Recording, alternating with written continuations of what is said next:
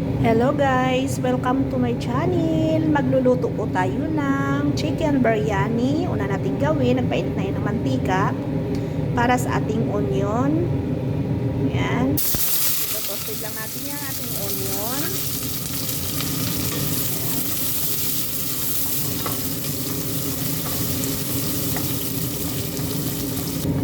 Ayan na guys. Brown na yung ating sibuyas. Guys, tapos natin hanguin, isusunod natin ang ating chicken. Yan, sa same kaldero, ipapry lang natin itong ating chicken. Papry natin ito ng konti, yan, same oil din, yan.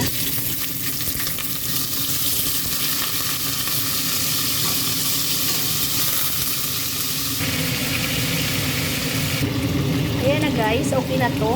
Hindi naman natin kailangan na mag-brown talaga siya. Hanguin na natin. So guys, same kaldero pa rin. Gagamitin natin, ilalagay natin itong ating onion, garlic, at saka ginger.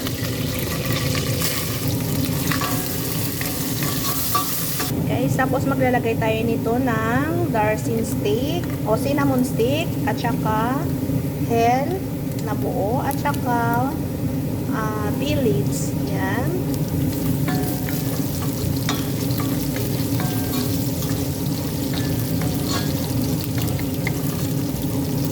Tapos, lagay natin ang ating tomato. Yan, sinaprak ko lang ng tomato. At saka lalagyan natin itong biryani masala. Biryani masala. At saka lagyan natin ng turmeric powder. Pura natin. Lagyan din natin guys ng biryani paste. Yan. Yan guys, biryani paste. Maglalagay din tayo ng yogurt.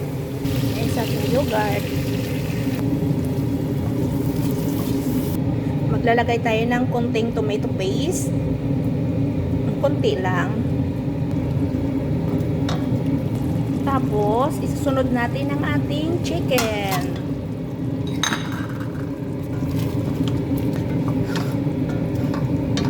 Mag-a-add lang ako guys ng green peas. Ayan, frozen yan.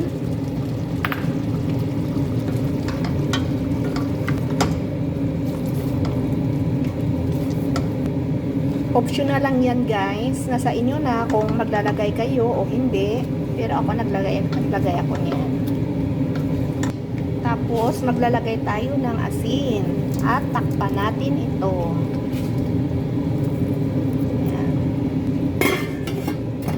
Bago ko pala makalimutan guys, i-add natin ito yung ating onion kanina na pinirito, at saka yung ayan, coriander, at saka mint. Ayan, chinap-chap ko lang.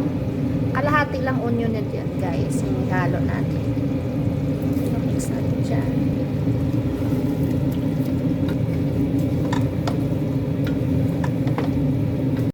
Yan na guys, okay na yung ating biryani. Ngayon, yan na guys, luto na yung ating biryani. Ngayon, mag-prepare din tayo para sa bigas. Magpapakulo lang tayo ng tubig.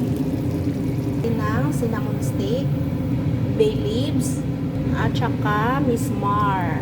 Yan. Lagyan din natin ito ng asin. Maglalagay din tayo ng ghee. Lang natin para mabilis kumulo. Yan na guys, kumulo ng ating tubig, kaya ilalagay natin ating gas. Yan na guys, okay na ang ating rice. Hanguin na natin at salain.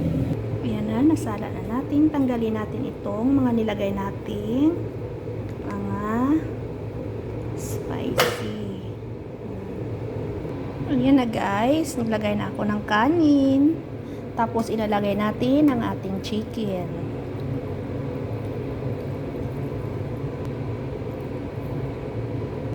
Yan na guys, nalagay ko na yung chicken. Tapos, susunod, lalagyan natin ulit ito ng kanin. Yan na guys, tapos lalagyan natin ito ng zabaran. Pan lang natin ito guys, at saka lutuin ulit sa mahinang apoy. Kainaan natin.